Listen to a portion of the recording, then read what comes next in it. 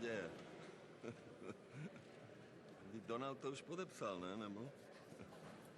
Vy nevíte, jak to? Vy jste investigativci. Určitě, dobré ráno. Včera to bylo náročné. Šli jsme spát ve 2. Hlavně debata ohledně Ukrajiny bohužel potvrdila, že Evropa není schopna se domluvit ani na tom, jestli se bude jednat, nebo kdo bude jednat. Tak jsem s panem Macronem zazpomínal na staré časy, kde existoval takzvaný normandský formát a ty věci, které projednáváme, já se k tomu vracím ve vzpomínkách. Že dneska ráno je migrace a my jsme 29. června 2018 ve 4 hodiny ráno V4 zabila kvóty ilegální migraci. No. Tehda ty členské státy, které dneska organizují ty snídaně za chvilku, tak byli strašně vstřícní. Všichni vítali ty migranty a teď, když vidíme, jaký to má dopad na společnost a na sociální smír a na kriminalitu, tak změnili názor. Ale co je důležité, že včera poprvé jsme se setkali jako V4, proběhlo to velice dobře a v úterý já mám oficiální přijetí v Budapešti u nového maďarského premiéra a máme potom V4. Já jsem dal kolegům nějaké priority České republiky, které chceme prosazovat v rámci Evropské rady, takže to hodnotím jako velice dobře. Měli jsme včera zasedání přátel koheze, je to 16 členských států, kde vlastně chceme společně postupovat a v rámci víceletého finančního rámce. Předseda Evropské rady Antonio Costa to chce, aby Evropská unie nebo rada to dojednala do Vánoc. Samozřejmě všichni víme, a když oficiálně se to neříká, že to chtějí co nejdřív, kdyby náhodou Le Penová vyhrála francouzské volby, tak to len tak jako na okraj, že se to chce dojet. A my máme tady i díky tomu týmu, který úředníků, no, velice dobré úředníky, vyjednali, tak v rámci toho kyperského předsednictví vlastně jsme získali v rámci toho rozdělování peněz 1,5 miliardy euro. A i když samozřejmě nejsme s tím spokojení a budeme určitě dál vyjednávat a přesvědčovat, že ne vždy ta metodika je správná a tak dále, ale to bude určitě na dlouho a to skutečné jednání vlastně bude v polovině listopadu. No, byla dlouhá debata o Číně. Já si vždycky vzpomenu na to, co jsme řešili za covidu. Když jsme potupně stáli na letišti a čekali z Číny na zdravotnické pomůcky a když jsme si říkali, proč výroba vakcín není v Evropě a je ve Spojených státech. No. A taky jsme říkali, že jak všechno zařídíme a budeme sebestační. No. Nestalo se nic, takže ten problém je, že všichni umí mluvit strašně dlouho o všem, ale potom ta proměna těch slov na tu realitu je těžší. Včera Ursula von der Leyen nám ukázala velice dobrou prezentaci ohledně naší závislosti u strategických surovin, která je dost dramatická vůči Číně a samozřejmě jsou tam nějaké alternativy, například Kanada a další, ale říkám, pokud to nikdo neuchopí a nedělá ten mikromanagement, jako jsem za to kritizován a nedotáhne to do konce, tak se trošku bojím, že zase zůstane jenom u slov. Já jsem celkem skeptický na to, že by vlastně byla schopna Evropská unie vyjednávat s Čínou systémem, jak jsme měli Mercosur nebo dohody s dalšími státy mimo evropskými, ale určitě Maroš Šefčovič je skvělý komisař, dobrý vyjednavač Pokud se to povede, tak by to bylo jako dobré, ale uvidíme, no. Takže to jsme měli tu kohezi. Dneska teda, já jsem včera samozřejmě už mě tam nazývají v rámci Evropské rady, mě nazývají ETS, tak protože my jsme byli samozřejmě první, kteří jsme s tím přišli v lednu. Za mě je to nejrychlejší způsob, jak pomoci evropskému průmyslu, nejen našemu samozřejmě. Ty čísla, které dopadají na český průmysl, jsme měli včera přípravu, tak jsou 55 miliard korun ročně negativní. No, to znamená i ten průmysl, který dostane nějaké ty povolenky náš, ale co zaplatí, tak je to minus 55 miliard. Vidíme, co se děje v Německu, jakým způsobem automobilový průmysl má problémy, takže my jsme rádi, že se nám podařilo dosáhnout nějakých dílších úspěchů. Už to vůbec, že komise je ochotná revidovat tu směrnici, že se nám podařilo posunout ty povolenky za určitý časový horizont, že vlastně bojujeme za ty benchmarky, aby byly racionální, že nebude se snižovat ten objem těch povolenek, jak to bylo původně v plánu. A samozřejmě ten základ je v tom, že v roce 2020 komise predikovala cenu povolenek, a to jsou vlastně daně, které platí ten průmysl, a ta cena je 3krát vyšší. Jo? 26,50 mělo být, 2,30, dneska jsme někde kolem 77, takže je to problém a my doufáme, že se nám to povede aspoň nějakým způsobem prosadit, aby to bylo účinné vlastně nejpozději od začátku příštího roku. Takže to jsou asi ty hlavní věci, které jsme tady projednávali. Jestli jsem na něco nezapomněl. Takže to je tak asi všechno. Média píšou o tom, že třeba kancléř Merz nebo prezident Macron kritizovali Antonia Koštu za to, že jeho kabinet navázal nějaké velmi základní diplomatické kontakty s Ruskem. Říkali, že by to měli být oni, kdo budou jednat. Další státy prý tvrdili, že Antonio Košta je ta správná osoba, která by měla reprezentovat Evropu. Jak se na to díváte? Já jsem zapomněl na jednu důležitou věc, protože já mám výhodu tím, že Česká republika je vedle Francie, tak samozřejmě s tím Macronem to mám z první ruky a já ho obdivuju, protože on je vlastně jediný, který stále pracuje, on tam má horu papíru. A potom, když promluví, tak to má hlavu a patu. No a dobrá zpráva je, že bylo G7 a že de facto americký prezident Trump a Macron to konstatoval, je teďka absolutně v linii poprvé o vzniku toho konfliktu je na stejné lodi jak Evropa. Ano, to bylo řečeno. To znamená, že v minulosti Trump s Putinem nějak vyjednával mimo Evropy, ale teďka Macron řekl, že zkrátka se na tom shodli, že Trump vnímá úspěchy ukrajinské, když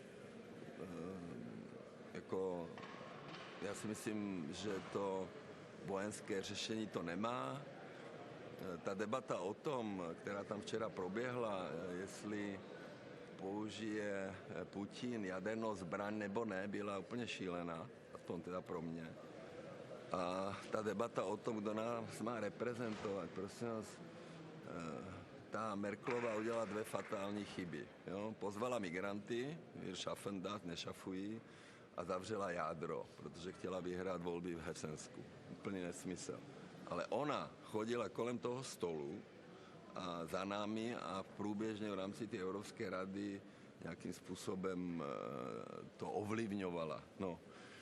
A ta debata, jestli to má být Košta nebo kdo, vůbec ta rada nebyla schopna vůbec se domluvit, kde Meloni, za mě, podle mě skvělý lídr, která skutečně mluví k věci, má racionální návrhy a my máme absolutně stejné názory téměř na všechno, tak začaly ty hlasy, ano, a byla kritika, že Košta jako už navázal nějaké kontakty, ale říct, že vyjednávat má jenom Zelenský bez Evropy, když Evropa to celé platí, je samozřejmě nesmysl. Takže někteří lídři řekli, že má vyjednávat jenom Zelenský, jiní říkali ne, že má vyjednávat Evropa.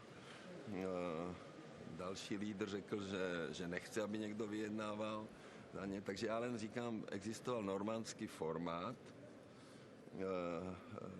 který, to byla Merkelova, Macron a Putin, se setkávali, naposledy se potkali asi v říjnu 2019 a já jsem zažil 11. listopadu 2018, jsme byli na Champs-Élysées a jsme tam seděli všichni, celý svět a potom byli u stolu Putin, Trump, Macron a Merkelová. A to byly 4 roky po anexi Krymu. Jo, takže ta debata je taková, že dnes ta rada není schopna se domluvit ani na tom, jestli se bude jednat, nebo kdo bude jednat. Takže dlouhá debata, výsledek žádný.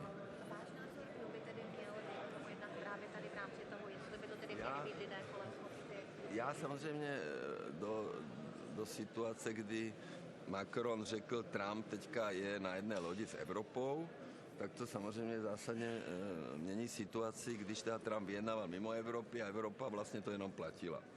Pokud je ta nová situace a Spojené státy donutí Putina, aby ukončil tu agresi, tak je to jiná situace. Do této informace jsem já byl spíše příznivcem toho, co říká Meloni, že ta Evropa má designovat. A pokud samozřejmě někteří ty lídři jako Merz nechce vyjednávat, no tak ať teda vyjednává Meloni, belgický premiér, který je taky racionální, Antonio Costa. Ale říkám, když to porovnávám s tou minulostí, tak je to dost velké zoufalství. Vy jste na Facebooku oznámil, že Česko letos nesplní 2% HDP na obranu. Tak máte nějaký odhad, kolik to tedy za ten letošní rok bude? A neobáváte se, Česko si hodně zakládá na tom, že má dobré vztahy se Spojenými státy, neobáváte se, že za to sklidíte důraznou kritiku od Donalda Trumpa? Jo, ale vy víte, na co se ptáte? My jdeme do Ankary mluvit o plnění roku 2025 a ve vládě byl nějaký Fiala. A Fiala nesplnil za minulý rok ty procenta. Je tam... No ne, vy to vlastně říkáte, že jako kdyby jsme my za to mohli. My za to nemůžeme. My říkáme, procenta nejsou svaté. Je to o tom, že chceme budovat armádu, chceme navyšovat počet vojáků, chceme samozřejmě budovat protivzdušnou obranu, protidronovou obranu. To je to nejdůležitější a já se Trumpa neobávám. Trump je strašně příjemný člověk v privátu. My jsme známe se, naše manželky se znají. Měl jsem s ním 5krát kontakt, telefonoval mi 26. prosince, takže já se neobávám ničeho, protože jsem schopen argumentovat a vést tu debatu s ním. Takže ano, my jsme za minulý rok 3. nejhorší po Albánii a Slovinsku. No a nejtěžší úkol naší vlády je sestavit rozpočet na příští rok a vyjednat víceletý finanční rámec. Takže ono ty summity NATO, které já jsem zažil, tak to probíhá přibližně jak proběhla G7. Určitě jste to viděli. Všichni tam seděli, přišel Trump a řekl, I am the boss. A tak to je. Takže já ho mám rád, je to fajn člověk a těším se na to.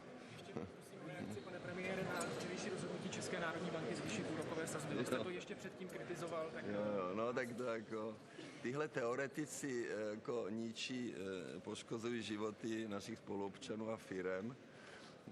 Přece není normální, když v květnu jsme snížili inflaci na 1,8. Jsme druhý nejlepší v inflaci a Česká národní banka to navýší. Proč to navýšila ECB o 0,25% bodu? No protože inflace v Evropské unii je 3,5% nebo kolik. Jo? Takže Evropě to stouplo, logicky ECB reagovala 0,25%. U nás to kleslo Jo, a protože tam vykládají nějaké nesmysly, tyhle teoretici, tak potom, když nám vyčítají, že hypotéky jsou drahé, tak ať se laskavě všichni obrátí na ČNB, která se tváří, že má nějaký vliv na inflaci. A kdo zrazil tu inflaci? My jsme ji zrazili tím, že jsme zaplatili poplatky za obnovitelné zdroje z rozpočtu, už v lednu jsme zrazili inflaci a teďka držíme inflaci dolů, protože pohonné hmoty stále regulujeme tu marži a tím zlevňujeme lidem život. Takže my to držíme podle Eurostatu pod 2%. Jsme druhý nejlepší v inflaci v Evropě, takže není na to žádný důvod a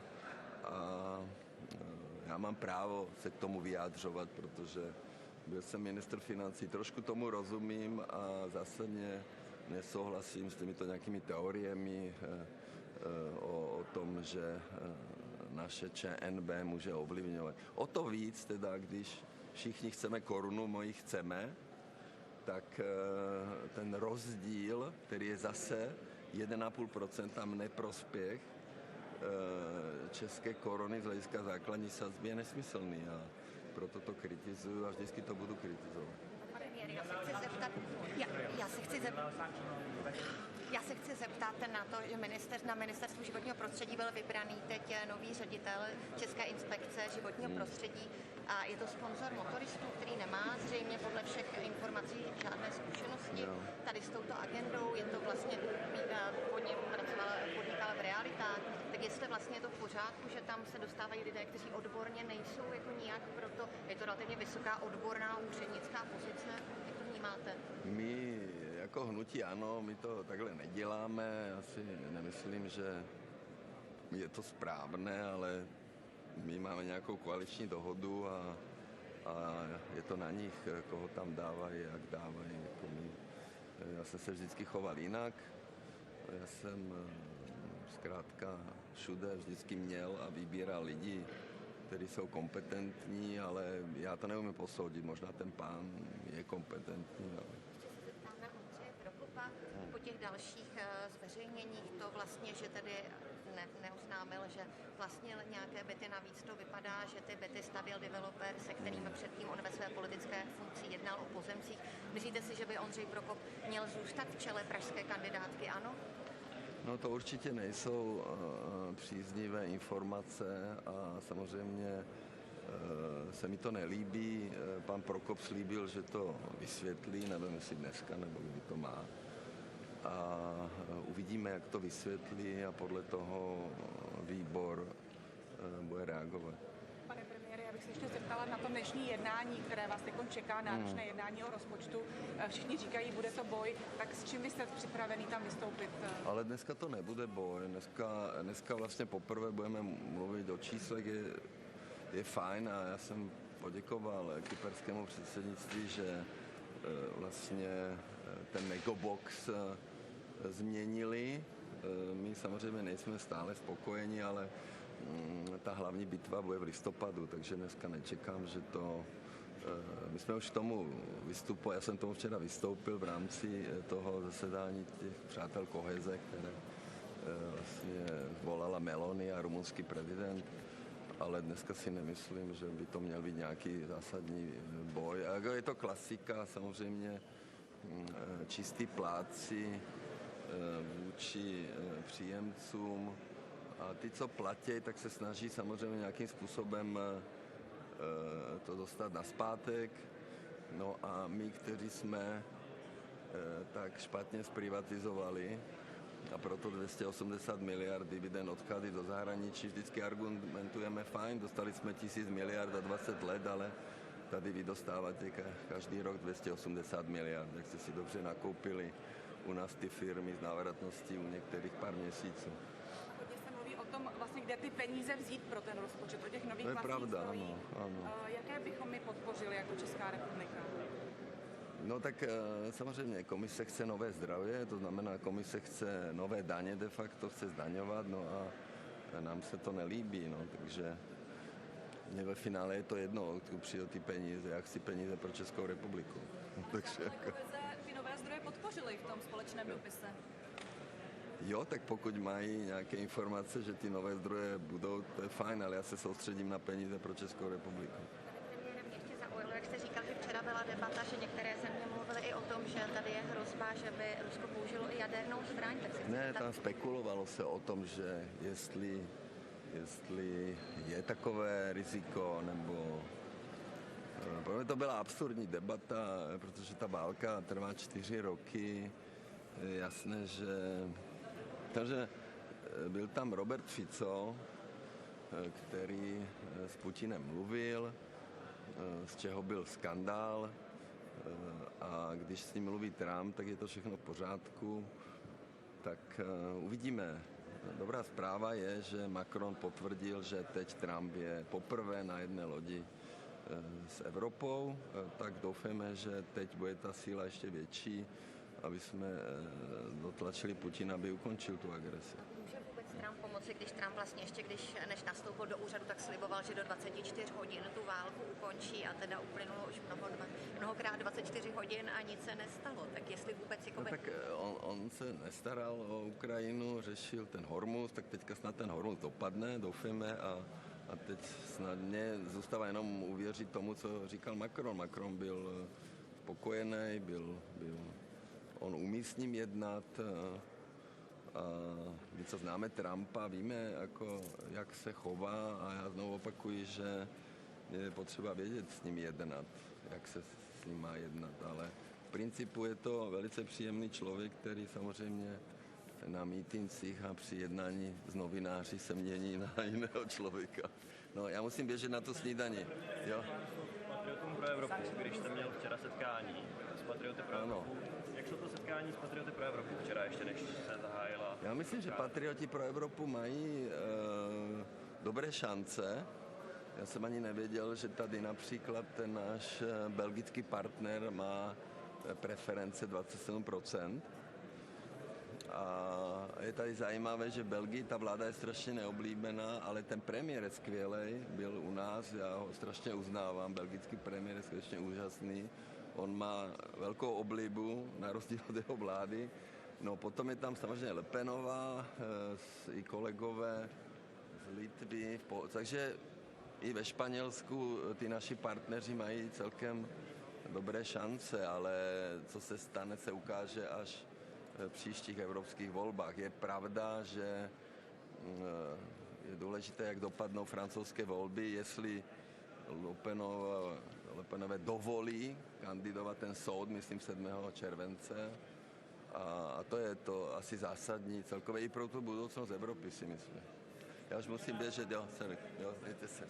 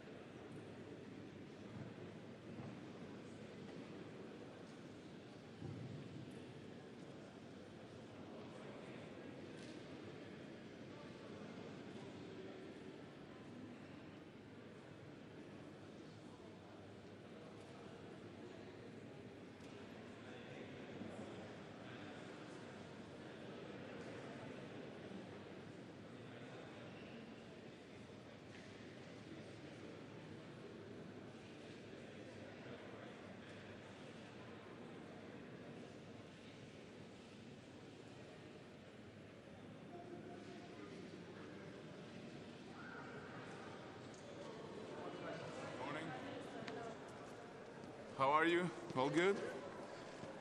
Yeah, for today the mission for Latvia is finally have plans and to become from the receiving country to financially giving country. And I think that's the most important goal of all the financial discussions in Europe. I wanted to make that clear. And the next financial envelope, Eastern border countries and regions, has to have special attention for war-affected areas. Like we need for schools, for also healthcare and housing. The problem is we cannot allow people leaving the area because of geopolitics. That makes our borders weaker, so we have to do special attention for that. And another thing, that for 20 years still Latvian farmers are the number one least receiving country in the whole EU. That should be fixed somehow. And we know that EU Competitiveness Fund is a new initiative. That's good. We totally support that. The competitiveness programs are great, but there should be a possibility that not only the large companies, but also small companies and medium-sized companies can participate. We know that the large ones are sometimes getting the advantage, so we have to have a parity. So that's one. Thank you.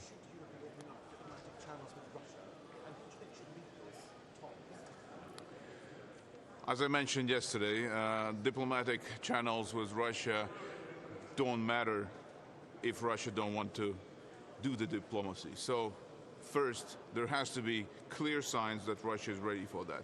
Today, now, there's totally no signs for that. So there is no point of having diplomatic channels if there is no reason for doing any talks.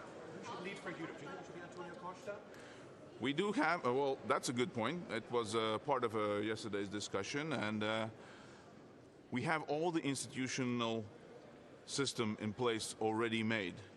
There shouldn't be a single country who becomes the one who does that. We have the institutions made, so that is clear. We shouldn't change the rules.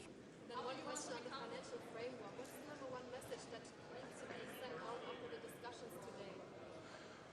Well, I know it's very difficult because the economy is not doing that great in terms of war effect and as well Hormuz. So it is a pretty difficult to balance it out, but it has to remain that we keep growth and we keep the competitiveness in Europe because, frankly saying, everybody else is getting the advantage from the sanctions. I mean, our other global partners are gaining, becoming more competitive than European companies who are not getting that. So if the sanctions are in place, they should work for us, not against us. How? We have to invest. We have to invest that money smartly, that it definitely gives growth. So €1 does not make €1, but €1 makes 5, 7 euros. So speed up to catch up with the others. So remaining in the club of receiving is not a good idea. I want that we are giving a country. No, we want to spend smartly in the programs which create growth, which create economy. There is no point on investing in areas where it's just we have no benefit for future.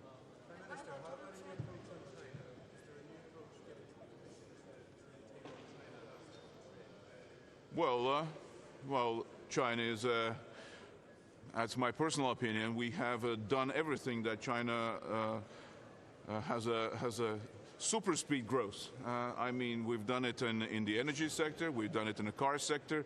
We let it happen, and China has used that opportunity. Well, Europe has to step back and has to step in to get that growth. But in that perspective, what I think is that we have to invest in technology, that we are ahead, not behind.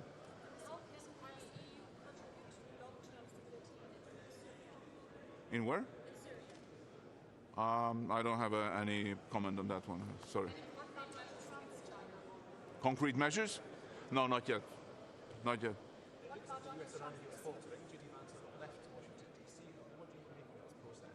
Sorry? quarterly event with Vance not leaving DC? Oh, well, we heard yesterday that G7 meeting was great. It was Europe is on parity in discussions with US, and I heard just great news about it. So I think there's a good chance we can have some progress there. But is Donald Trump really different when it comes to Ukraine, or is it just wishful thinking because you're dealing with someone unpredictable? And once more? When it comes to Donald Trump, is he really different when it comes to Ukraine, or is it just wishful thinking from you because you're dealing with someone unpredictable? I think, we've seen how Ukraine has stepped up, and we've seen what Ukraine did yesterday. I think they have pretty good leverage, so Donald Trump recognizes that. So I think we're in a good position. Thank you.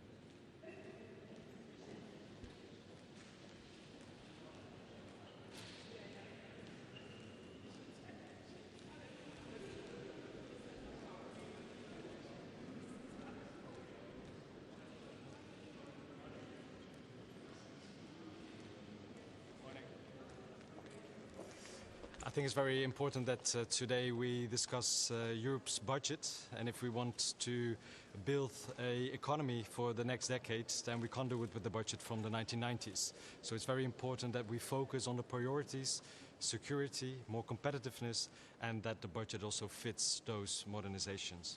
What about the discussion, who talks to Russia?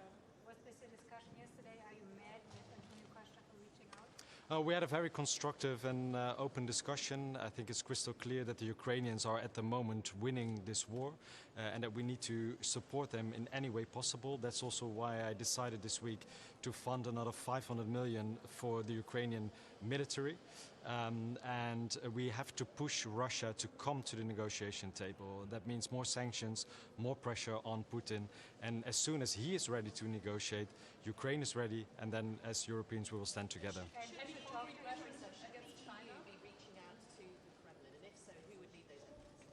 Well, at the moment, it is crystal clear that Putin is not willing to negotiate a fair peace deal. So it starts with full support for Ukraine and more pressure on Russia. And as soon as there's willingness to negotiate, obviously the European Union also stands ready to negotiate on the security guarantees that we all need and the future relationship between the EU and Russia. And we will not fight on who will be the man or women negotiating on behalf of the EU. I'm pretty sure after yesterday's very constructive debate. There was a question on the budget. What's the main message that you want to send out today after the negotiations, and what's the timeline? Well, substance over speed, I would say. And if you look at our agenda yesterday and today, we all want a Europe that's more secure, that's more competitive. Then we also should need a budget that fits that. Thank you very much.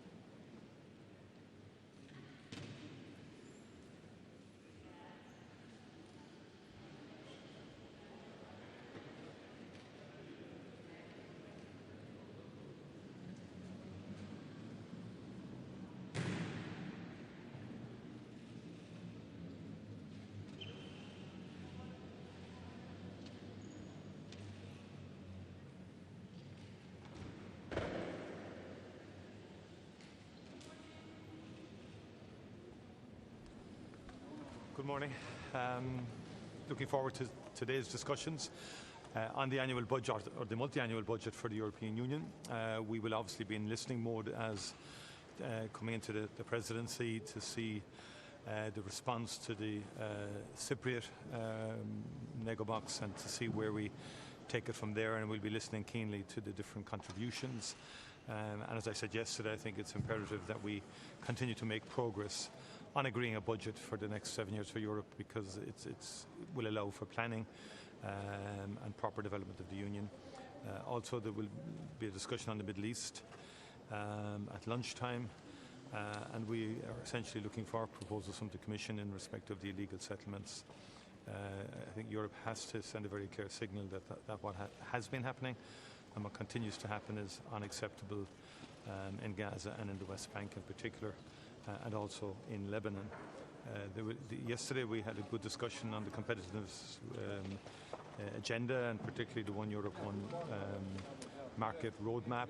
Good discussions on that, and there was a sense that people were up for accelerating certain aspects of that, particularly in terms of SMEs and the European proposal, and in terms of the Savings and Investment Union.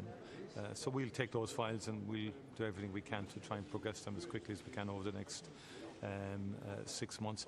Very good discussion last evening as well on Ukraine. Zelensky really presented a heartfelt contribution that I felt was one of the more significant presentations he has made to an EU Council that I've attended. And obviously there was strong support around the table for Ukraine, and also a desire to see an end to this war. But there is no sense or no sign from Russia that it wants to end the war.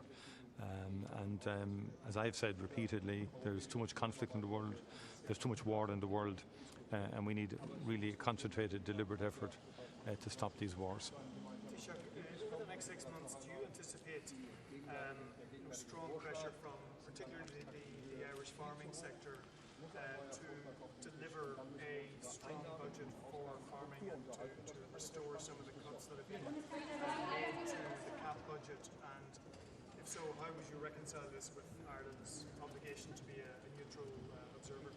Yeah, but I mean, the agriculture is an important subject across many, many countries. And in fact, in my tour around various capitals, it was very clear that quite a number of member states are anxious to improve somewhat on the draft budget's proposals around agriculture. But it will be very challenging because there are a lot of competing demands. And the bottom line is that there are some who believe the budget is too high as it is, notwithstanding the Cypriots reducing it to some degree in its negotiating box. But and then there are other pressures in other parts of the budget. So it's going to be very, very difficult to resolve that fundamental question as to the size of the budget and is it enough to meet all the competing demands. And there are additional demands that have come on the table in contrast perhaps to the previous budget, and mainly security and defence in that respect. And we know on the eastern flank that there is significant pressure because of an existential fear about the Russian threat, and then the consequent necessity to invest in defence and capability there, which has put huge pressure on budgets across the Baltics and other countries. So that's a factor. But clearly the two fundamental pillars of previous budgets, CAP and cohesion funding, are still very much on the mind of many member states, and that's something I picked up on meeting the various prime ministers over the last while. Just on the own resources, because do you have any red lines on that? The Parliament wants a digital levy. The Commission is still talking about the company levy. Like, are there any red lines for Ireland given the number of tech companies in the country? Well, going in as chairing these talks and trying to as the presidency, one doesn't have red lines, but one has our own national orientation and priorities. As I said yesterday, a lot of the own resources will be challenging, it seems to me. There are objections across the board to different various suggestions. Some of the more recent ones from Parliament have got some initial sort of positive responses, but the Commission will have to work up the detail of some of those. I think fundamentally the GNI contribution is going to be the key plank, if you like, or foundation stone for the budget. Just on Ukraine, there was discussion last night about whether Antonio Costa would be the man to represent the EU's interests in talks. What's your opinion on him being the person to make that case? And then also, when should talks start? Well, first of all, under the treaties, Antonio Costa, as President of the EU Council, will be representing or would represent the Union in any supportive negotiating role. But what was very clear last evening is that any negotiations would have to be first and foremost between Ukraine and Russia. But there are no indications that Russia is coming to the table at all. So the question as to timing is very much an unknown quantity at this stage, because there just are no indications that Russia is prepared to engage in negotiations. There was a positive readout to the meeting last evening from the G7 meeting in terms of the statement and the alignment between President Trump and other G7 leaders, and in respect of Ukraine, which was taken as a positive. And so there would appear to be unfortunately, some distance to go yet before we get to a position where either we have a ceasefire or negotiations commencing.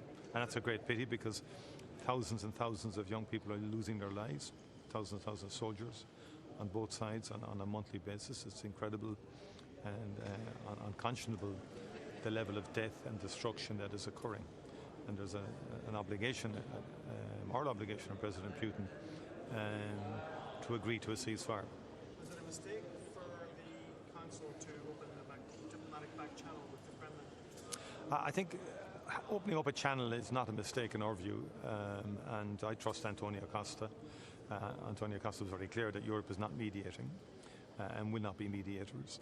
But obviously, insofar as our European competences, in the event of negotiations starting, he would obviously represent the Union. But there's some distance to go yet before we get there. But opening up channels, in my view, given our own experience in conflict resolution, is not something that we would criticise or be negative about. We have a new MP for major fields in the UK. Without wishing to preempt anything, obviously, what do we know about Andy Burnham's attitudes towards Ireland, towards the UK's relationship with Europe? Do you have a brief comment on the situation in general? Well, just I congratulate him on his success. I know Andy, I've met him on a number of occasions. He has taken a particular interest in Ireland, and he has come to see us on a number of occasions, particularly on economy and in respect of his role as a mayor in Manchester. He was particularly focused on Irish economic policy and development. Recently, when we had the Anglo-Irish summit in Liverpool 2 years ago, of course, Andy was there with Keir Starmer, and it was very positive. So it also indicates, it was a solid victory in the by-election, which shows what's possible, despite all of the fragmentation and challenges in modern politics.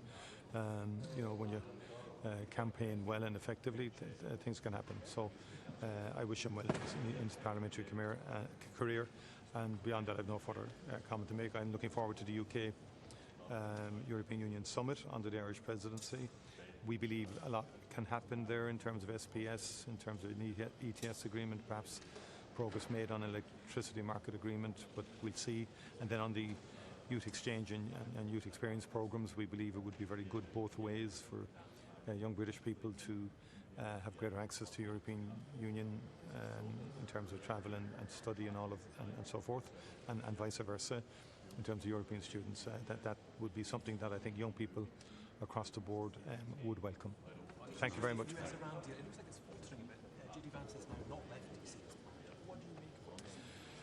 I think it's regrettable that, but I think given the nature of this scenario, I think it's in some respects not surprising, but I would urge continued dialogue, adherence to the agreement, because the world needs stability and the world needs peace.